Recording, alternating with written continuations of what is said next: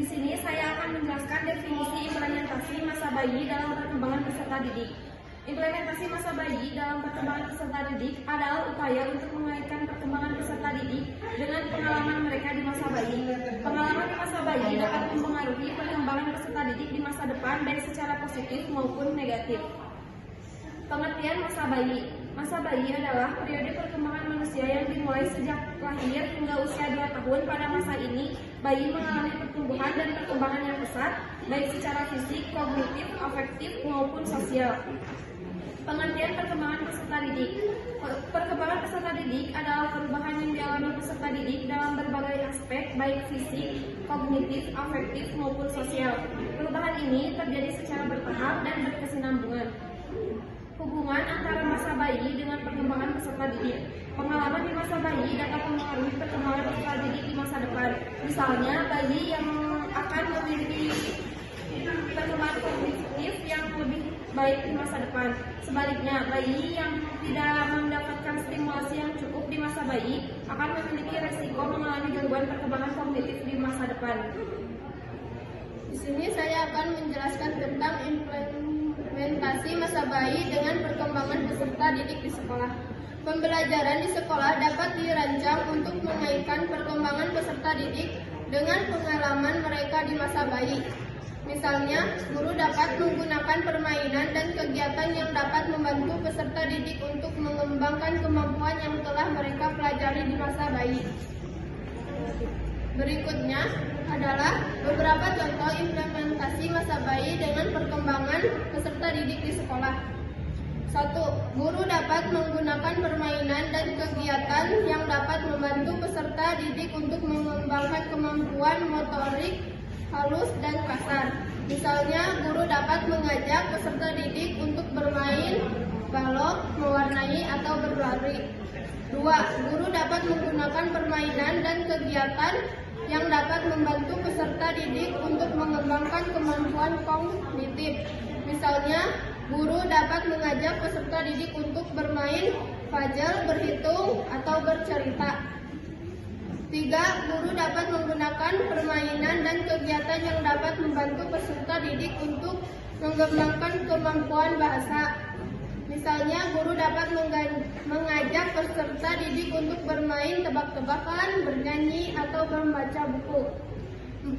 Guru dapat menggunakan permainan dan kegiatan yang dapat membantu peserta didik untuk mengembangkan kemampuan sosial atau emosional. Misalnya, guru dapat mengajak peserta didik untuk bermain peran, bersosialisasi dengan teman sebaya, atau belajar berempati. Nah, di sini saya akan coba tarik kesimpulan bahwa implementasi masa bayi pada perkembangan peserta didik merupakan upaya untuk memastikan bahwa peserta didik dapat mencapai potensi mereka secara optimal. Dengan mengaitkan perkembangan peserta didik dengan pengalaman mereka di masa bayi, guru dapat memberikan pelajaran yang lebih efektif dan bermakna bagi peserta didik. Sekian yang dapat kami sampaikan. Mohon maaf bila ada kesalahan. Wassalamualaikum warahmatullahi wabarakatuh.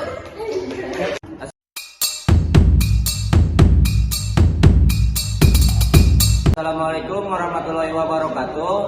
Selamat siang semuanya. Perkenalkan, nama saya Muhammad Ulumuddin. Saya dari kelompok 2. Di kesempatan kali ini saya sedang bersama sang narasumber Kang Iris.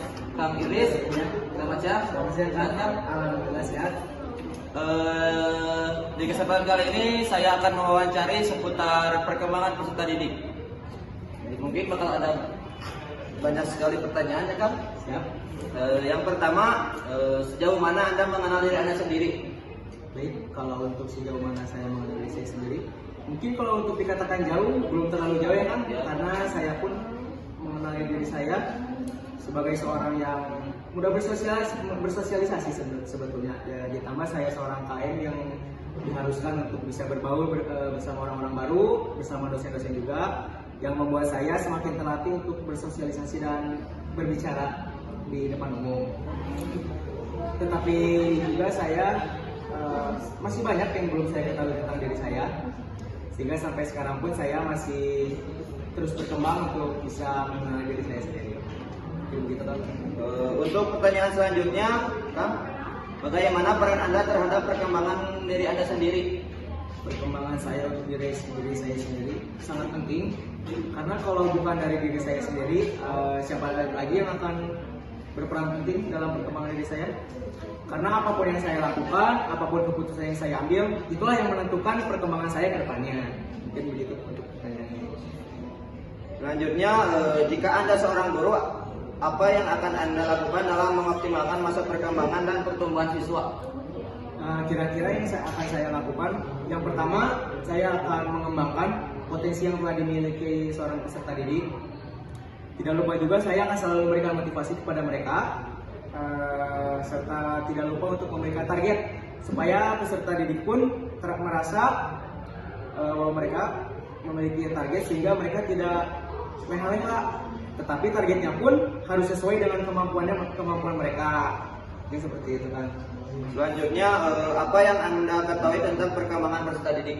Perkembangan peserta didik menurut saya adalah tahapan-tahapan yang harus dilalui oleh para peserta didik. Ya, semua peserta didik mulai dari tingkat SD, SMP pasti mengalami perkembangannya, dan itu pasti memiliki perkembangan yang berbeda-beda, sehingga kita tidak bisa menyamaratakan semuanya karena ada tingkat-tingkatnya masing-masing, gitu kan. Mungkin ini terakhir ya Kang, jika diberikan kesempatan Anda, tahap perkembangan yang ingin Anda ulangi apa? Nah, perkembangan yang ingin saya ulangi mungkin waktu zaman masih kecil ya. Ketika saya memiliki potensi, mungkin saya akan lebih mengembangkan potensi saya tersebut. Yang saya salah lakukan waktu itu adalah saya tidak terlalu fokus pada potensi yang saya miliki, sehingga potensi tersebut tidak berkembang sampai saat ini. Mungkin saya ingin mengulangi tahap perkembangan tersebut. Mungkin sekian ya Kang wawancara dari saya. Jadi, Terima kasih. terima kasih juga. Sampai jumpa bertemu lagi.